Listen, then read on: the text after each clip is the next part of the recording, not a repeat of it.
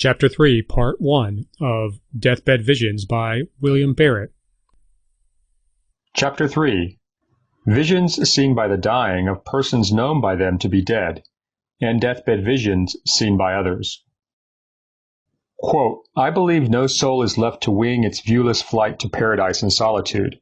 I believe the Gloria in Excelsis of the shining host of God welcomes the disembodied spirit upon the confines of the new world. I remember hearing once of a little dying child shrinking timidly from the idea of going alone. But just before the end there came a spirit of sublime confidence, a supernatural opening of vision, a recognition of some companionship, and the little one cried out, I am not afraid. They are all here. I believe the chamber of the dying is filled with the holy angels. End quote. Basil Wilberforce. There are a great many records authenticated by those who have attended the last moments of a dying friend or patient, wherein, shortly before death, an ecstatic vision seems to have been granted to the dying person, whose face lights up with joy and apparent recognition of some relative before he passes into the unseen. It is needless to quote a great number of cases, as doubtless many of my readers will be familiar with instances. Such cases are not confined to one country or one nation, but they appear to be more or less common all over the world. Here, for instance, is a case which occurred among the Cree Indians of Saskatchewan. An assistant matron of the Atakakoups Indian Hospital, Sandy Lake Reserve, Saskatchewan, Canada, writes to me on January 28, 1925, about a patient in the hospital as follows. Quote, he was a Cree Indian lad, about 20 years of age, son of Chief Pepiwin of the neighboring reserve. He was in the last stage of phthisis and had been brought here to be cared for till the finish. He was placed in a wigwam about 100 yards distant.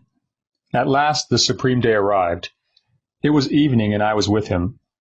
He was lying quietly in his bed when suddenly he sat up, stretched forth his arms with a yearning gesture, while an ecstatic smile broke over his face. It was not simply a smile of pleasure, but something far beyond it. The veil was lifted, and no one who was looking on could fail to realize that it was a glorious vision that met his gaze. He then lay back in his bed, looked at me with a smile, and passed away. He had been calm and collected during the day. There was no delirium. It was an unclouded glimpse of that higher life into which he was just entering. Signed, R. Hutchinson, Assistant Matron. End quote. Some interesting cases of visions seen by dying persons are given in a little book by Mrs. Joy Snell, who was a nurse in a large hospital, and the cases she narrates are her own personal experiences and not narratives related at second hand.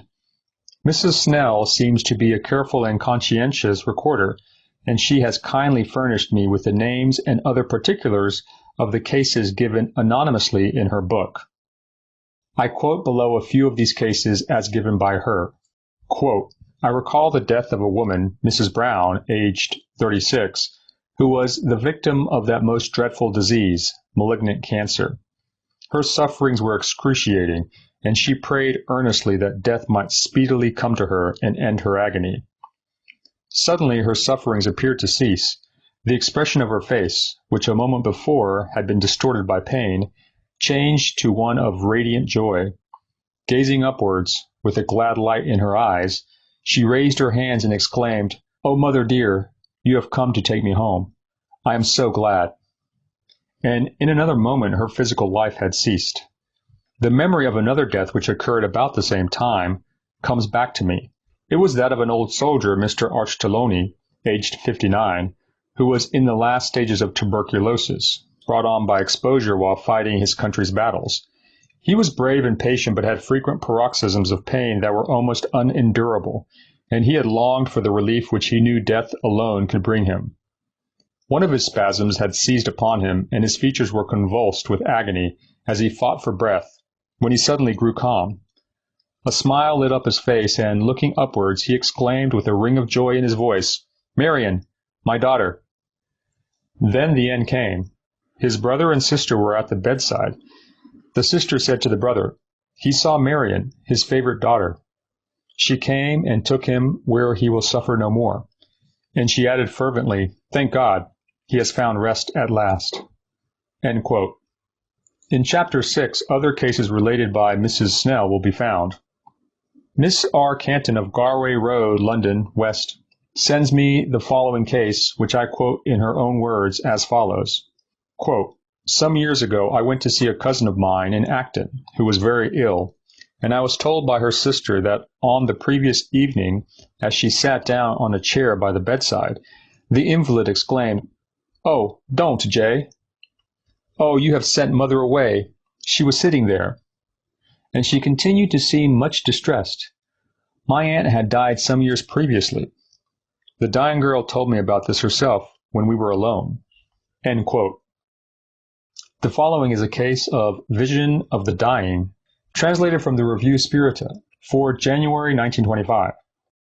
Quote, Mr. A.R. Besacon writes as follows. "At the commencement of February 1915, at M., when I was only 10 years old, I had the grief of losing my mother. Her death was accompanied by circumstances which I take the liberty of relating. My mother was attended by my grandmother during her illness.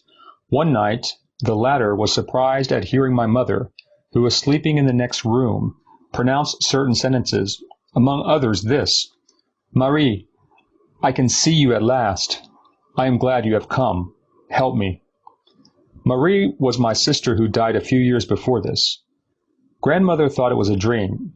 She rose and approached my mother's bed, and to her great surprise, she found her in a perfectly normal state. My mother even told her the satisfaction she had had in seeing her daughter. Later on in the night, the conversation was resumed, but we paid no further attention. But on the next morning, mother was no more.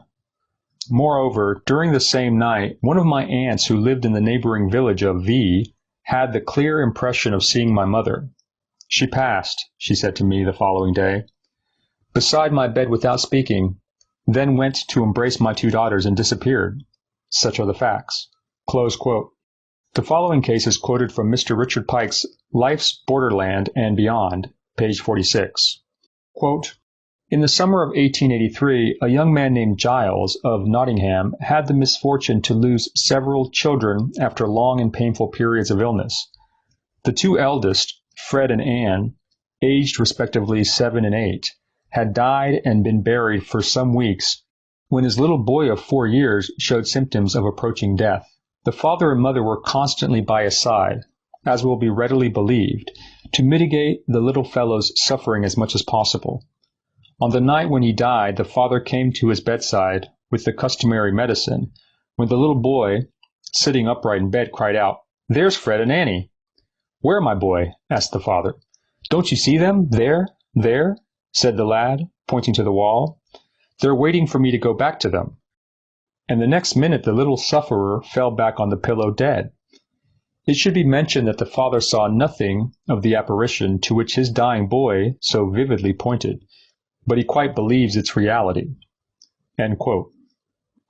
Mrs. Kinloch of Boundary Road, St. John's Wood, Northwest, sends me instances of visions of the dying, which had been told her and which I quote in her words. Quote, "My sister, who has recently passed over, who was with our mother when she died, told me that, on the day before her death, she suddenly called out, 'Oh, look at your father over there,' and pointed to the corner of the room, but my sister could see nothing. A poor woman whom I knew told me the other day that just before her mother died, she said suddenly, 'Tom, bring the boat nearer. I can't get in.' Tom was her husband." End quote. In this case and the next 3 cases, the apparitions seem to have had a more or less premonitory purpose. The incident was related to the editor of the review Psychica, who considered it so interesting that she requested the lady to repeat it by letter, which she willingly did, only requesting that nothing more than her initials should be published, though her name and address were known to the editor of the review. The letter is as follows, quote, "Dear Madam, with reference to the incident I related to you, which happened several years ago, the following are the facts just as they occurred. I lost my daughter when she was 17 years of age. She had been ill for some 5 years, and for 8 months before her death had been confined to her bed. During all this time and up to her death, she maintained a remarkable degree of intelligence and will. A fortnight before her death, one evening when I was leaning over the head of her bed, I asked her what she was thinking of, seeing her absorbed. She replied, "Little mother, look there," pointing to the bed curtains. I followed the direction of her hand and saw a man's form, completely white, standing out quite clearly against the dark curtain. Having no ideas of spiritism, my emotion was intense, and I closed my eyes, not wishing to see any longer. My child said to me, "You do not reply." I had the weakness to declare to her, "I see nothing." But my trembling voice betrayed me doubtless, for the child added, with an air of reproach, "Oh, little mother, I have seen the same thing for the last 3 days at the same hour. It's my dear father who has come to fetch me." My child died 15 days later, but the apparition was not repeated. Perhaps it attained its greatest intensity on the day I saw it. Signed, Z.G. Close quote.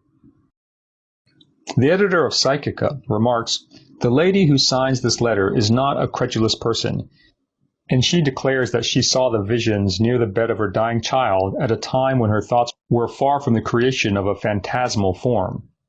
Carita Bordereau, editor of Psychica. End quote. Mr. Hans Hamilton, who translated the above extracts, remarks, quote, "The interest of this case lies in the fact of the apparition having taken place 15 days before death, in its being visible to 2 persons, and in the fact that there is not the least suspicion of either delirium or coma on the part of the dying girl." End quote.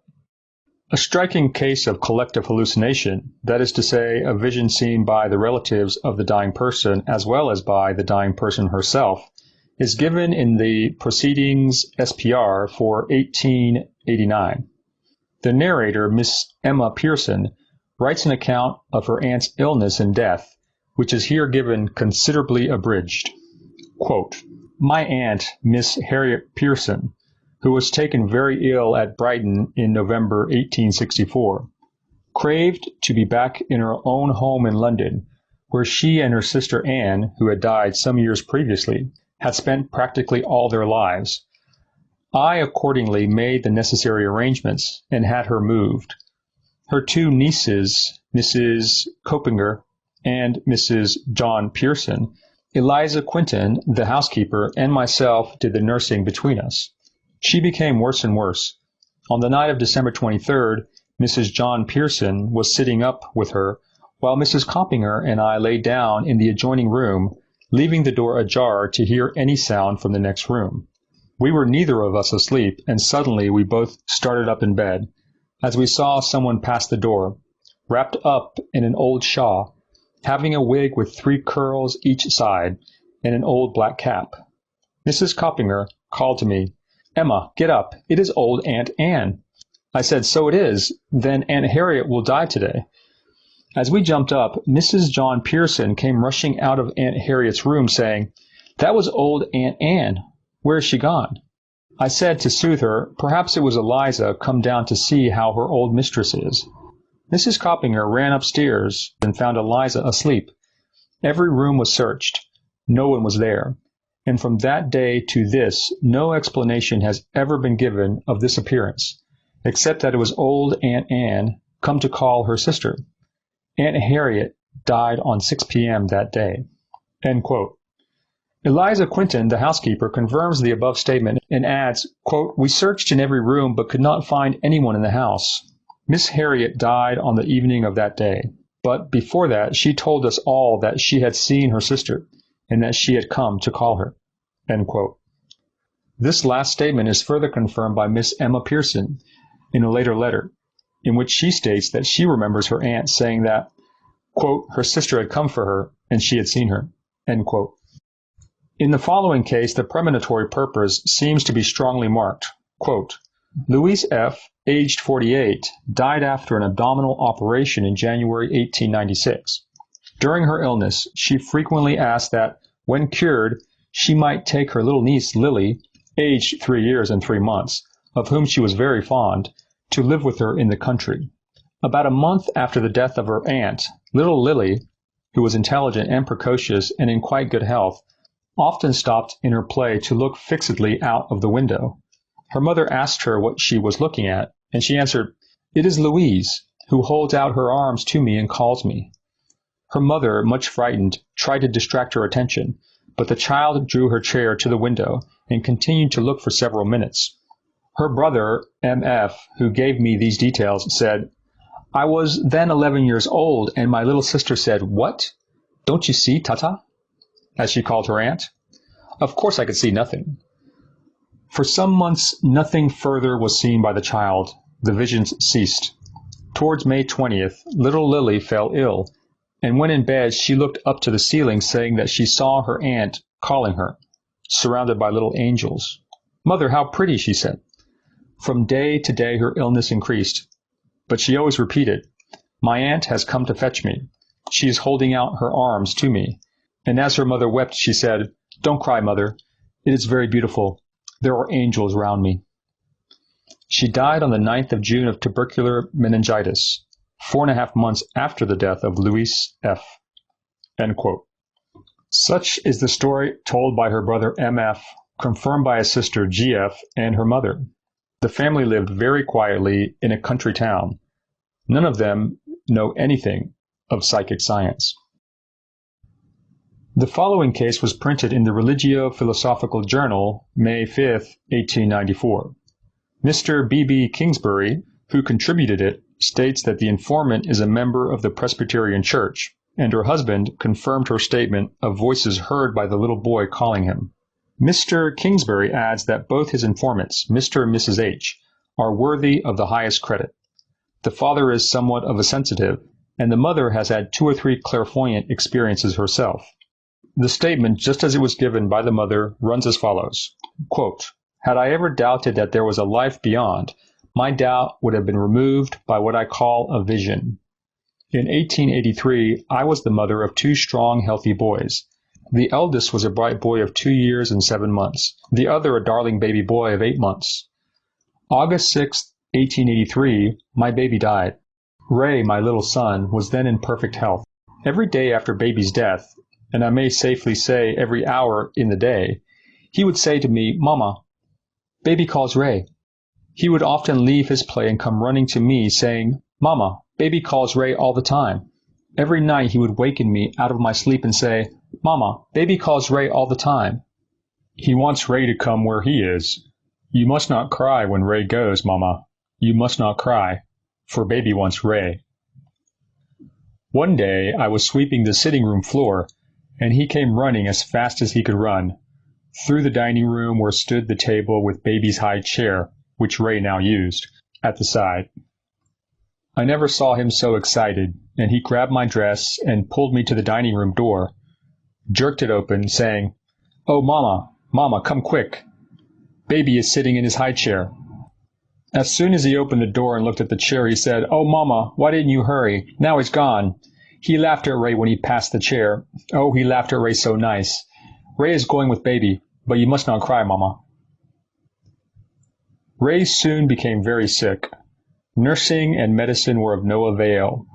He died October 13th, 1883, 2 months and 7 days after baby's death.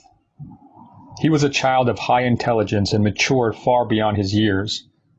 Whether it is possible for the dead to return, and whether my baby came back and was seen by his little brother or not, we leave for others to judge. End quote. Dr. Hodgson, whose name is well known to all psychical researchers as one of the most careful and critical investigators, made inquiries regarding the case, and in reply to Dr. Hodgson's inquiries, Mrs. H. wrote, quote, "Defiance, Ohio, December 13th, 1894. When the child ran to me telling me the baby was sitting in his chair at the table, there was no one in the house but the servant girl, little Ray, and myself. I told the girl nothing about it, and she did not hear the child, but as soon as my husband came to dinner, I told him. After that, we talked freely of the matter to several of our friends. Little Ray knew nothing of death. We had never spoken of it to him in any way. The last time I took him to the baby's grave, shortly before he was taken sick, we were sitting by the grave, and I thought, oh, If I could only take baby up and look at it for just 1 minute, I would feel so glad. Instantly, Ray said to me, Mama, let us take baby up and look at it just 1 minute. Then we will feel better. Just as we were leaving the grave, he smoothed it with his little hand and said, Ray is going to lie down and sleep right here beside little brother, but you must not cry, Mama. He is now lying just where he said he would. P.S. I wish to say that I have never known much of what is called modern spiritualism, but was born and reared a Presbyterian and still belong to that church, of which I am an active member. F.H. End quote. Dr. Hodgson also wrote to Mr. H., who replied as follows, quote, February 27th, 1895. I can truly say that my wife related it, that is, about Ray seeing baby in the chair, to me the day it occurred when I came to dinner. I frequently heard our little boy tell his mama that the baby called him all the time. W.H.H. End quote. The following corroboration was also received by Dr. Hodgson. Quote, 116 Summit Street, Defiance, Ohio, February 25th, 1895. Dear Sir, I can truly say that Mrs. and Mr. H. often spoke to me of Ray seeing the baby in the chair before he took sick. They told me the next day after it happened. Mrs. J.H. Schulters. End quote. The following case was given by Dr. Paul Edwards and was published in the journal Light for April 1906. Quote, while living in a country town in California, USA, about the year 1887, I was called upon to visit a very dear lady friend who was now very low and weak from consumption. Everyone knew that this pure and noble wife and mother was doomed to die, and at last she herself became convinced that immediate death was inevitable, and accordingly she prepared for the event. Calling her children to her bedside, she kissed each in turn, sending them away as soon as goodbye was said. Then came the husband's turn to step up and bid farewell to his most loving wife, who was perfectly clear in her mind. She began by saying, Newton, for that was his Christian name, do not weep over me, for I am without pain and am wholly serene. I love you upon earth, and I shall love you after I have gone. I am fully resolved to come to you if such a thing is possible, and if it is not possible, I will watch you and the children from heaven, where I will be waiting when you all come. My first desire now is to go. I see people moving, all in white. The music is strangely enchanting. Oh, here is Sadie. She is with me, and she knows who I am. Sadie was a little girl she had lost about 10 years before. Sissy, said the husband, you are out of your mind. Oh dear, why did you call me here again, said the wife. Now it will be hard for me to go away again. I was so pleased while there. It was so delightful, so soothing. In about 3 minutes, the dying woman added, I am going away again, and I will not come back to you, even if you call me. This scene lasted for about 8 minutes, and it was very plain that the dying wife was in full view of the two worlds at the same time, for she described how the moving figures looked in the world beyond, as she directed her words to mortals in this world. I think that of all the death scenes, this was the most impressive, the most solemn. End quote.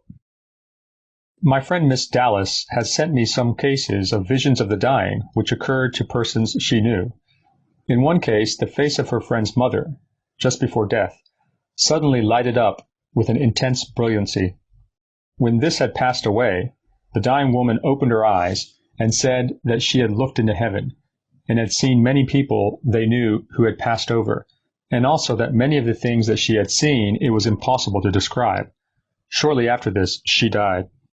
In another case, Miss Dallas tells of a widow living with her youngest surviving son, Jim, then dying of consumption. Miss Dallas visited the mother shortly after her son's death and recorded the following in her notebook the same day. Quote, Jim had died on a Thursday, and on the previous Sunday his end appeared to be near, but he revived and told his mother that he had seen something beautiful. Again he had a relapse, and on reviving he said he had seen two of his sisters and a brother who had died previously, but he added, Mother, I cannot find Bessie. His mother told Miss Dallas that Bessie had died 12 years before, when Jim was still a child. Not long after this, Jim died." End quote. The following case is taken from the Journal of the American SPR for July 1909, page 422. The editor, Professor Hislop, relates how the original letter came into his possession and remarks that it may be taken as documentary evidence of the incident narrated. The original letter was enclosed in one addressed to the editor of the Open Court, a well-known American periodical. In it, the writer, Mr. William C. Church, states that the letter he forwards was written to the late Captain J. Erickson, inventor of the Monitor, by Lady Ellen Shute, a relative of his wife, and concerns the death of Erickson's sister-in-law, Louisa Browning. The Amelia referred to in the letter was the wife of Captain Erickson, who had died in January 1867, many years previously, and Aunt Louisa Browning was the sister of Amelia. Quote, Bracknell Burks, November 5th, 1883. Dear Captain Erickson, since I wrote to you, our fond aunt, Louisa Browning, died on Sunday morning, October 28th, at the age of 78. On her deathbed, she appeared to see her deeply loved sister, Captain Erickson's wife, Amelia, who had gone before. Those watching by her heard her say, though she had before been quite unconscious, "Oh, Amelia, Amelia," and she reached out her hand to welcome someone their earthly eyes were not permitted to see, and then all was over. Yours very sincerely, signed Ellen Shute. End quote. In the case here abridged, the singing and voice of the unseen visitant were heard by the mother as well as by her dying child, and a cousin of the deceased child appears to have had a vision of the child and heard a premonitory intimation of her death. Quote, Mrs. G, with her two little daughters, Minnie and Ada, of the respective ages of 8 and 9 years, had been staying in the country on a visit to her sister-in-law, but having taken a house near London, she sent the two children with their nurse off by an early train, following herself by one of a few hours later. Towards the evening of the same day, one of the little girls walked into the room of the house, which they had quitted in the morning, where a cousin to whom she was much attached was sitting at his studies, and said to him, "I am come to say good-bye, Walter. I shall never see you again." Then, kissing him, she vanished from the room. The young man was greatly startled and astonished, as he had himself seen both the little girls and their nurse off by the morning train. At this very time of the evening, both the children in London were taken suddenly ill while playing in their new home, a few hours after they had arrived. The doctor called in pronounced their complaint to be smallpox of the most malignant kind. They both died within the week, but the youngest, Minnie, died first.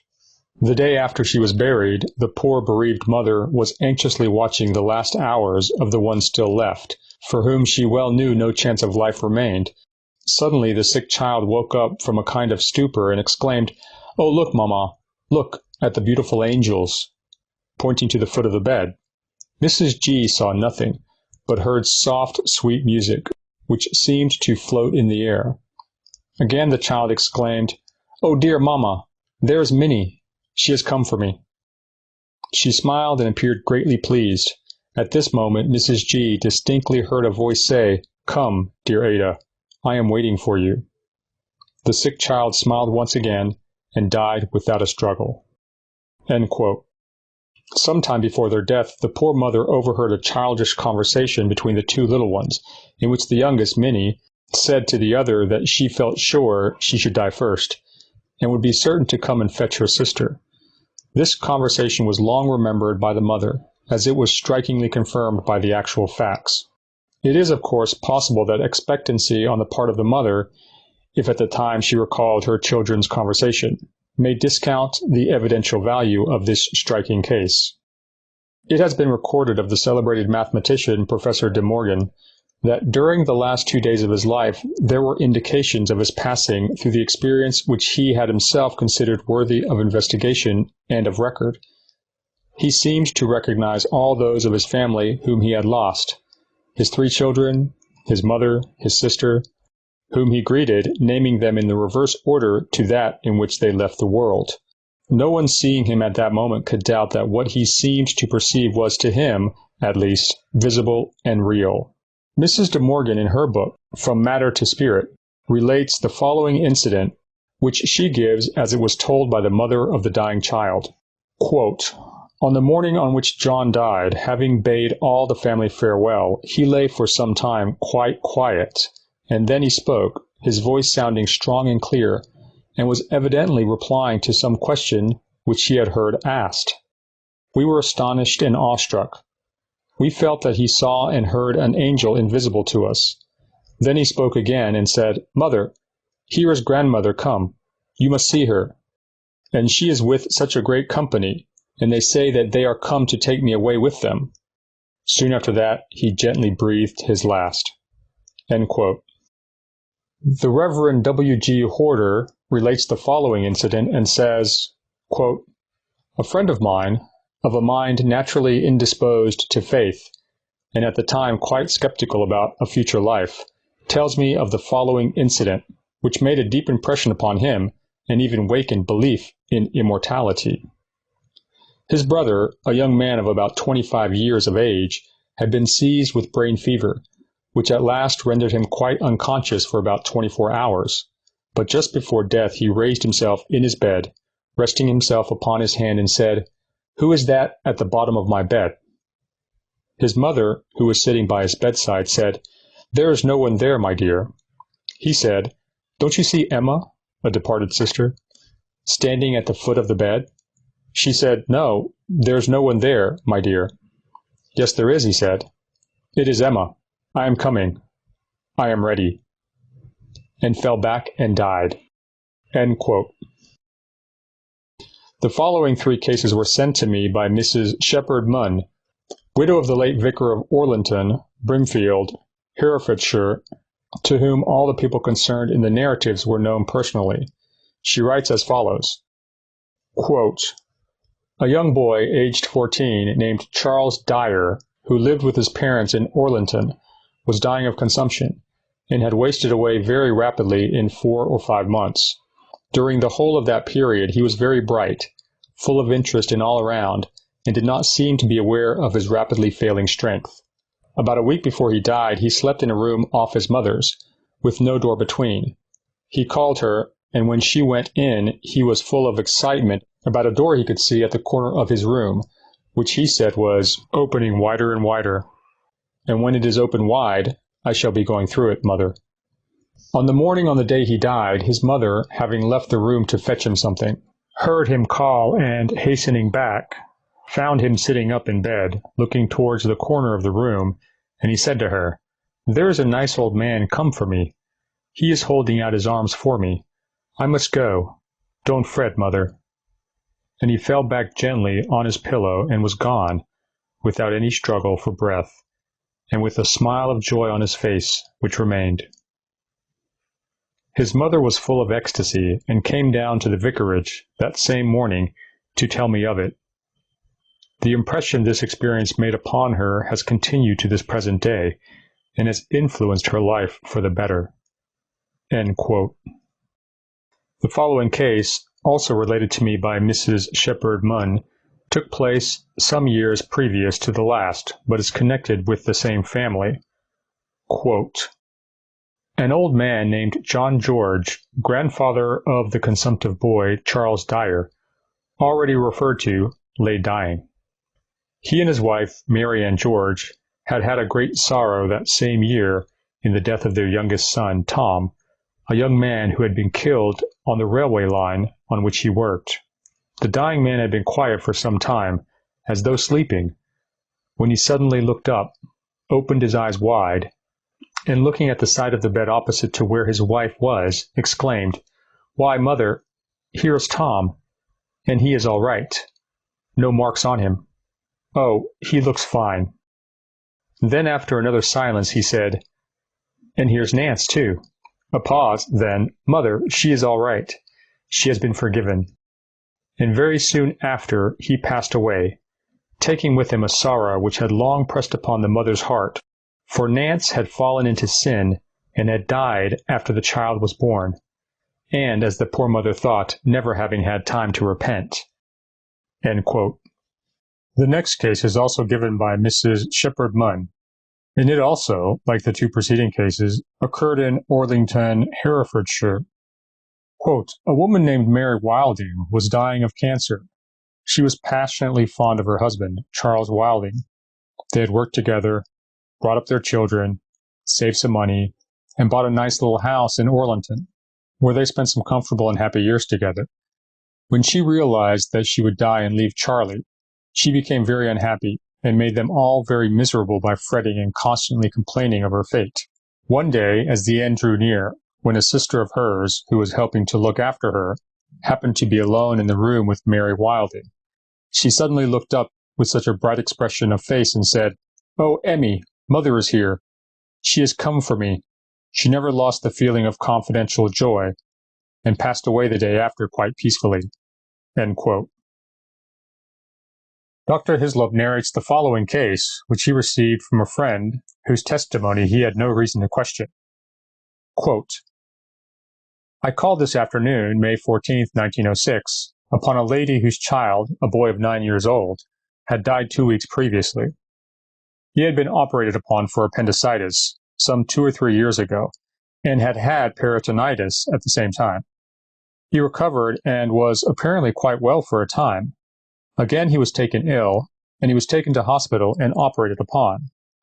He was perfectly rational, recognizing his parents, the doctors, and the nurse, after recovering from under the influence of the anesthetic. Feeling that he was going, he asked his mother to hold his hand until he should be gone.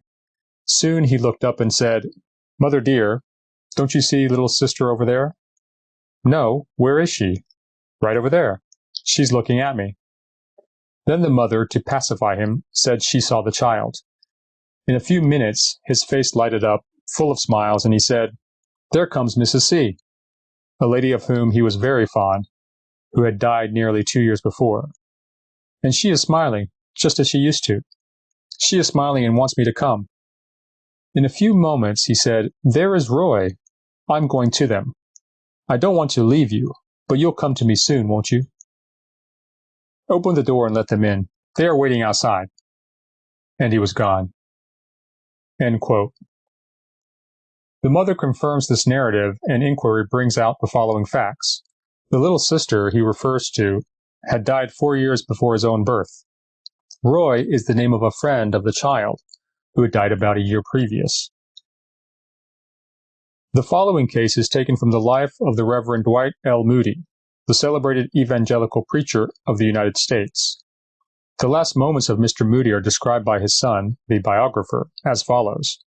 Quote, "Suddenly he murmured, 'Earth recedes, heaven opens up before me. I have been beyond the gates. God is calling. Don't call me back. It is beautiful. It is like a trance. If this is death, it is sweet.' Then his face lit up and he said in a voice of joyful rapture, 'Dwight, Irene, I see the children's faces,' referring to his 2 little grandchildren who had gone before. Turning to his wife, he said, 'Mama, you have been a good wife to me.' And with that, he became unconscious." End quote. The following case is related by Mr. Alfred Smedley in his book of Reminiscences, pages 50-51. He gives an account of his wife's last moments and states, quote, "A short time before her decease, her eyes being fixed on something that seemed to fill her with pleasant surprise, she exclaimed, 'Why, there is Sister Charlotte here, and Mother and Father, and Brother John and Sister Mary, and now they have brought Bessie Heap. They are all here. Oh, how beautiful! Cannot you see them?' she asked. 'No, my dear, I very much wish I could,' I answered. 'Cannot you see them?' she again asked in surprise. 'Why, they are all here, and they are come to bear me away with them.' Then she added, 'Part of our family have crossed the flood, and soon the other part will be gathered home, and then we shall be a family complete in heaven.' I may explain here that Bessie Heap had been the trusted family nurse, and my wife had always been a favorite with her. After the above ecstatic experience, my wife lingered for some time. Then, fixing her gaze steadily upward again, and lifting up her hands, she joined the convoy of angel friends who had come to usher her into that brighter spiritual world of which we had learned so little." End quote. The next case is given on the authority of Dr. Wilson of New York, who was present at the death a few years ago of the well-known American tenor, Mr. James Moore, who was a patient of his. Dr. Wilson gives the following narrative. Quote, "It was about 4 o'clock, and the dawn for which he had been watching was creeping in through the shutters, when, as I bent over the bed, I noticed that his face was quite calm and his eyes clear. The poor fellow looked up into my face, and taking my hand in both of his, he said, 'You've been a good friend to me, doctor. You've stood by me.' Then something which I shall never forget to my dying day happened, something which is utterly indescribable. While he appeared perfectly rational and as sane as any man I had ever seen, the only way that I can express it is that he was transported into another world. And although I cannot satisfactorily explain the matter to myself, I am fully convinced that he had entered the Golden City, for he said in a stronger voice than he had used since I had attended him, 'There is Mother.' 'Why, Mother, have you come here to see me?' 'No, I'm coming to see you.' 'Just wait, Mother, I'm almost over. I can jump it. Wait, Mother.' On his face there was a look of inexpressible happiness, and the way in which he said the words impressed me, as I have never been before, and I am as firmly convinced that he saw and talked with his mother as I am that I am sitting here. In order to preserve what I believe to be his conversation with his mother, and also to have a record of the strangest happening of my life, I immediately wrote down every word he had said. His was one of the most beautiful deaths I have ever seen." End quote. End of Chapter 3, Part 1.